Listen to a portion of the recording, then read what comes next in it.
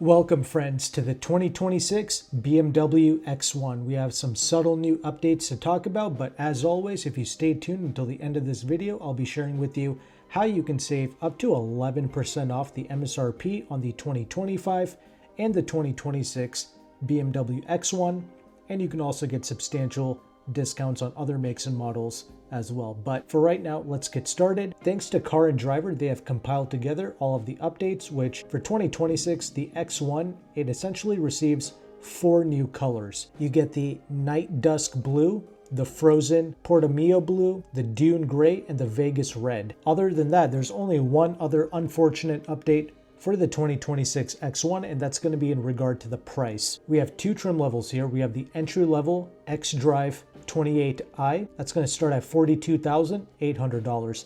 That is $1,450 more than just last year. And as you can see, we have no further changes or updates. Regarding the more performance-oriented M35i, that now starts at $51,900.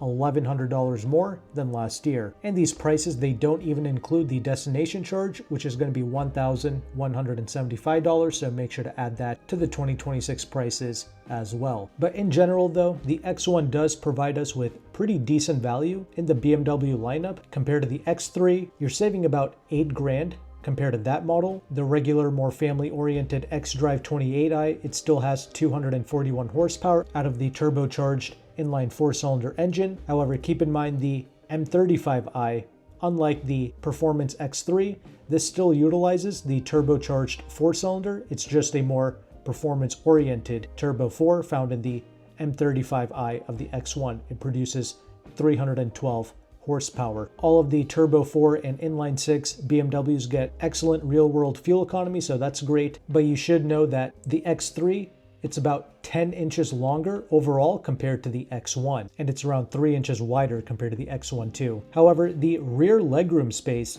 of both the X1 and the X3, they're not that far apart. The X3 will, however, offer you a lot more cargo space, both with the rear seats up and with the rear seats folded down. Part of the reason why the X1 can provide decent rear legroom space is because it's got a transverse mounted engine versus the longitudinal engine mount found in the X3. Anyway, X1 is going to serve as a more dynamic, lighter weight option, around 3,750 pounds for the X1 entry-level model, whereas the entry-level X3, it's going to be over 4,100 pounds, so 400 pounds more. But that can also lead to more isolated driving experience as well, with some more sound deadening materials, etc. So that's just something that you have to see for yourself on a test drive.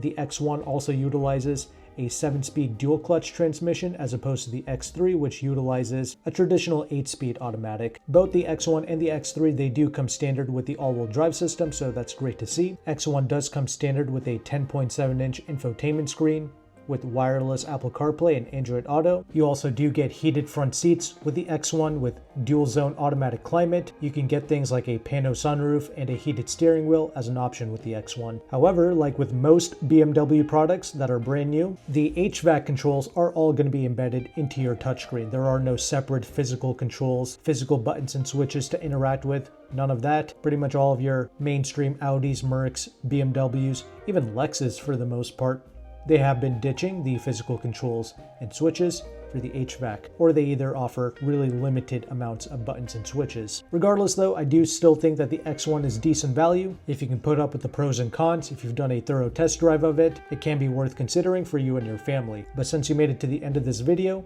here's how you can save 11% off the MSRP on both the 2025 and the 2026 X1. You can reach out to AutoCompanion, who is one of the largest car brokers in the United States.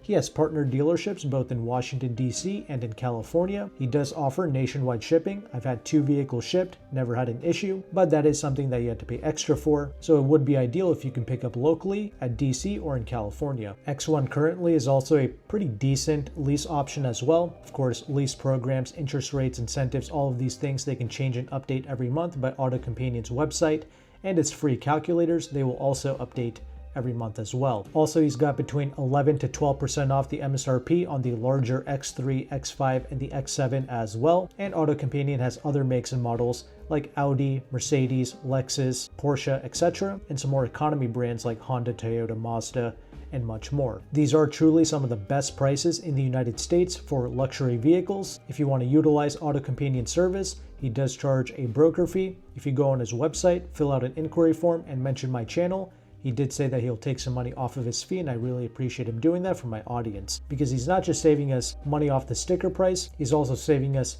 time, headache, frustration, potential junk fees, etc. It's always an elegant process working with AutoCompanion. In some cases, you can even build the vehicle to your liking and still get these massive discounts. So all of AutoCompanion's information will be linked down below in the description box. If you found value with this content, make sure to like and subscribe. Thank you again for watching. Take care and goodbye.